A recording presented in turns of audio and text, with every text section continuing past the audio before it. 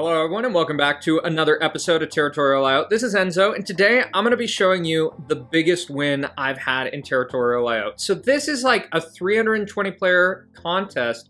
This was in January and I know y'all don't seem to like replays, but I'm going to show you how I came out of this with the W. So I'm playing with the KD tag. Since my basically stats for the Enzo clan, if we even want to call it a clan, have been bugged, I just decided to start playing for some other clans in the meantime, as I can't earn points. So in terms of my start, I actually get a ridiculous spot. Like, the fact that I had bots here was absolutely crazy. So I got 3 bots, and basically, we just kind of have domination in the zone. I have no idea, by the way, what the other KD people were planning. I just spawned here, thought it looked okay. You can see that I'm sending out a boat. I sent out another one, but Panda blocked it. So I'm kind of banking on this boat to get into the game. So I've got it right here. Ideally in this type of position, I think I'd clean up my zone. But essentially what I started thinking is I saw these boats flying out and I was just concerned, this is going to expire. It's going to get taken out by someone. I need to start over here. So I'm starting to get fed by KD, which they probably don't have any clue what's going on. I do a boat block right there. Like, basically, feeding randoms could be definitely risky, so I'm just trying to keep this right here, keep my outpost, and basically just prepare for the next steps of the game. You can see Barty over here, basically dominating in this part of Australia, and essentially, I have a pretty straightforward game plan. I just kind of need to be pragmatic with taking out my zone. I'm getting fed by people, which is essentially helping me to sustain against this kind of green swarm. So, at this point in the game, just trying to take out low density people, be efficient, do what I can, right? Going for this intellectual person, hanging out here, and you can already see how the game's shaping up. You can see in this game, there are a lot of Corgis and they're spawning in their characteristic block, which that strategy is really effective if you have tons of people and it helps to cover for basically some issues with like, I don't want to just say skill issues, but if you have people who aren't really confident in basically complex positions, having a block can help simplify things. So in terms of my game plan, I'm noticing the Corgis, but I still think I have time. Like, I still have to clean up my zone. There's still some stuff going on here that I can take out, like this bot right here, right? And the other thing that I'm still conscious of in this position is basically Barty right here, and basically how is this all going to shape up? At this point in the game, I wasn't really sure. I just think I have to keep using my troops. I need to keep on making decisions, even though Corgi is basically advancing, and I'm going to have to do something about this. So you can see that basically the crown gets around here, getting to player 440, and we got to do something. So one of the things that I do, basically think about prospects, I send a boat out here and I pass it over here, basically behind this KD Stiggy guy, as I continue to basically clean up my area, get as much of a cap as I can, and basically put it right here, and this is a key point in the game. The fact that I got over here is so crucial. If I don't get over here, this might just be lost because we don't have anyone to donate. These are all randoms. We don't know what they're going to do. So my game plan at this point in time is I just need to push down this. Barty didn't attack me. He's feeding Peznan over here. And essentially, we just got to work on Corgi because this game could get out of hand really quick. Corgis are good at donating. We know that. It makes sense. So in terms of my game plan, I'm just thinking about how can I basically crack open this can of worms as pragmatically as possible. I don't want to get a border on the crown, and I'm kind of thinking, can I have a play of basically kind of leveraging borders in my favor? Unfortunately, this game, I remember not being too happy with Pride Moth, just in the sense that I didn't think they were going to help out with kind of these strategic border management stuff. I missed a full send over here because I was really focused on like, what do I take? How can I be efficient? And I don't think I had total map awareness of what's going on. You can see basically dumb person over here. So bad. So bad. If only I got that. They got all of that Barty land from that full donate. So at this point, basically I'm opened up because Pride Moth cracked open that border. We probably would have got one eventually, but maybe we could have delayed longer. So at this point, I just know I'm always going to have a border with Corgi. There's nothing to do about it. Peznan and I need to work together. But kind of in this position, how I start thinking is I can leverage the fact that Peznan, they have one choice if they want to have a chance this game. They have to work on Corgi. So what I can do is I can clean up back line. You see me doing some pushbacks there, basically just making sure Corgi doesn't get away. I think I tried to ally with him at this point, basically like, let's chill out, dude, let's chill out. I definitely was allied with Roma Sood. And at this point, I'm just going to go clean up all of these other people just around here while Corgi and Peznan are fighting. So at this point, basically just cleaning up. And this is when the gears start turning of thinking about, what can I do in this type of position, right? So I'm still cleaning up. We still have to focus on Corgi just because they're in a really good position. But you can also see they're oversending. Some of these attacks are not good. Be careful of your send levels. That's a really important thing for just beginners. So I have effectively gotten to clean up my zone, ally with black team, and we're all focusing on Corgi.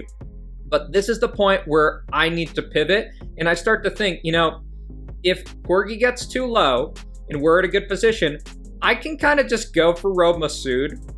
And the advantage of this is Pesnan can't do anything. Like, they could try donating them, but we don't really know what they're doing. So this is the pivot. So black team starts to get into more of a prime position, and I just start taking this. Corgi looks like they're still punching them. Pesnan is still going for Corgi. And I think at this point, he realizes, oh shit, this is a problem. You see me boating here, keeping this border, basically just leveraging this position, basically just keeping on attacking to basically keep my border here. Pesnan does one final attempt to try to boat through.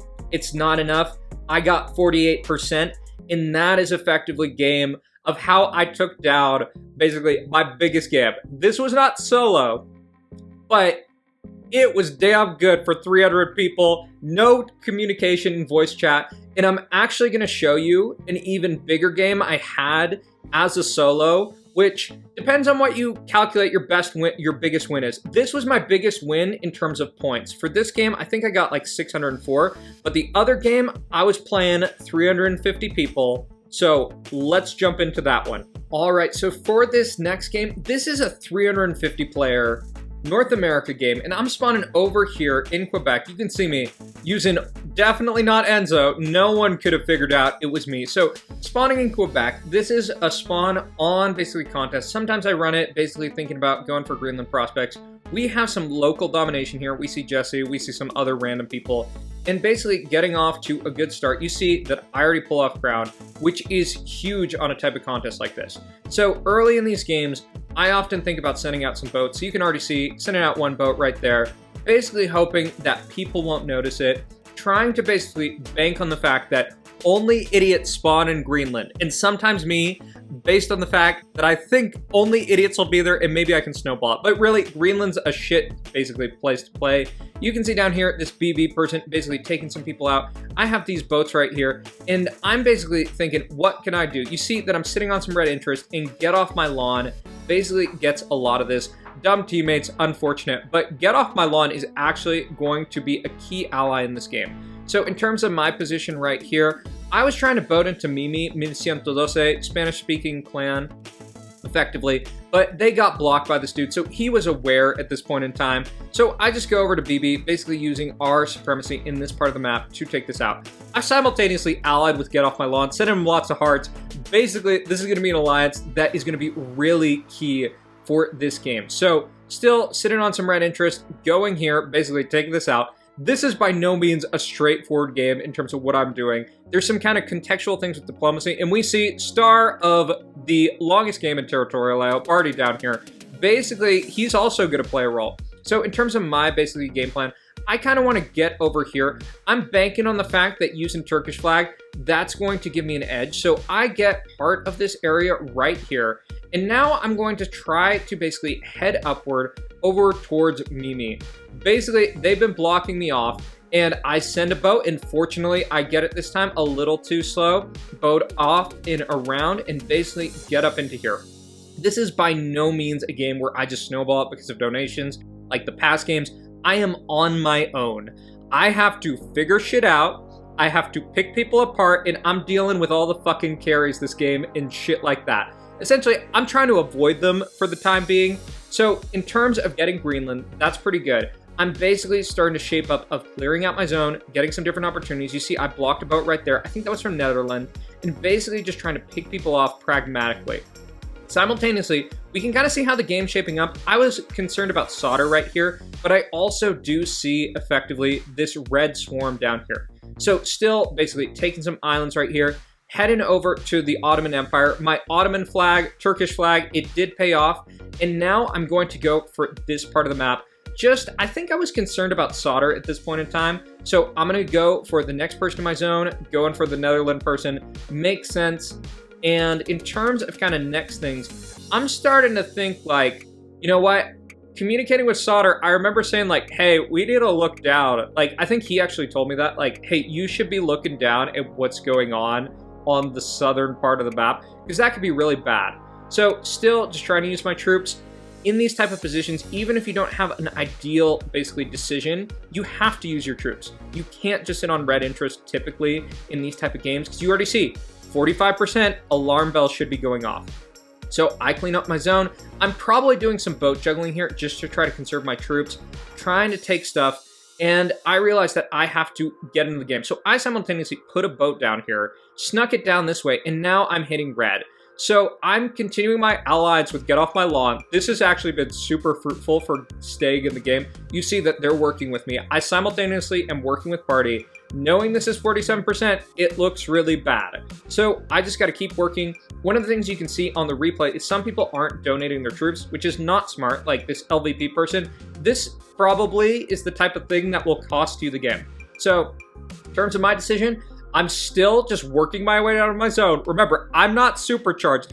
I'm fucking lone soldier, using diplomacy, being friends with Barty in this case, and I'm cleaning up the spot right here, basically just waiting, cleaning up some areas, and now I'm just going to keep on heading down here towards this job person who basically checked out of the game. Simultaneously, I can't remember what happened to France here. This is like so bad. This is randoms in a nutshell, just weird decisions. So effectively, I take as much of this as I can, and now I'm pivoting over to Solder. Essentially because I kind of want to leverage this border to effectively give me a route to kind of like make sure that red can head this way and that I can clear up a rational player right here, right? So I'm simultaneously basically up here. I should be doing it in a second, trying to boat. I basically just wanted to keep this border right here with attack equals full send for as long as I can. So doing some boats right here into the red team. And now I need to go on Solder. I'm just trying to leverage the kind of dynamics at hand. Attack equals full send. They're probably random, not super smart. So up here in Canada, I'm just boating, basically just trying to take stuff to maintain this border furthest away from attack equals full send for as long as I can. Basically just trying to get into prime position. Barty, after the game, told me that he probably could have turned on me, but my response was basically like, I think my relationship with this Get Off My Lawn dude was so good that I thought I could just tell him to attack Barty and he'd probably do it, just communicating during the game. So at this point, I get into carry position. I don't know what happened to Solder's troop. They look like they just disappeared. And now I got crowned. I've worked with Get Off My Lawn. I don't think they'll betray me. I'm sure Barty's thinking about it because practically you should be going for me sooner. But 46% occupation, it's now up to 47, 48, attack equals full send, basically full donuts out. I basically punished Barty here, and that is basically W. At this point of the game, I was debating whether to do clearing for Lone Wolf. And I was thinking about it, because I could have gotten even more points likely than the KD game, but I thought, you know what? You know, you've gotten this far in the game, you deserve to stay in it. Lone Wolf, I think, actually like full sent me in some other games just because they weren't happy. And I could have had Barty basically take them out. But I decided, you know what, you got this far, you contributed, that's it, GG. And that's 428 points, 350. There were some botting and stuff of OG. But in any case, if you enjoyed the video, be sure to like, comment, and subscribe, and I'll see y'all in the next one.